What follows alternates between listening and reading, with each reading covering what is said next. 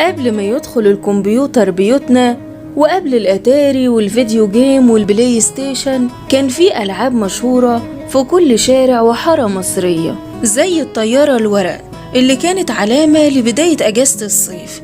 ويا سلام على الفرحة والسعادة اللي بيحسوا بيها الأطفال كل ما يشوفوا الطيارة بتعلى وتعلى. زمان كان على سطح معظم البيوت وخصوصا في الأماكن الشعبية كنا نقف ونعمل عشرات من غيات الحمام وقت العصرية، وكان صاحب الغية يمسك العلم علشان يجمع الحمام تاني ويرجعه السطح قبل ما تغيب الشمس. من الألعاب اللي كانت منتشرة في مصر لعبة البلي، وكانت خاصة بالولاد، بيفضلوا يلعبوها لساعات طويلة ويكملوا السهرة في الشارع وهم بيلعبوا لعبة الأفلام والمسلسلات. ودايما اللي بيلعبوها بيبقوا عاملين دوشة وصوتهم عالي علشان يترجموا الإشارات اللي بيعملها كل واحد فيهم.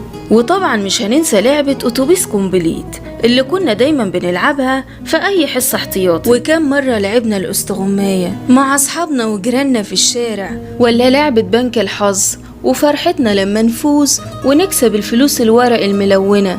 العروسة كرومبا كانت أشهر عروسة للبنات في جيل التسعينات، واللي حظها حلو هي اللي يبقى معاها الحجم الكبير منها. أما ألعاب الولاد فمسدس الخرز ومسدس المية كانوا قمة ألعاب الأكشن والعصابات بالنسبة لهم. وألعاب الأتاري اللي ظهرت معانا في بداية التمانينات وكان ليها طعم تاني، كنا بنلعب عليها لعبة ماريو وصياد البط وعلاء الدين وسباق السيارات والموتوسيكلات وكرة القدم.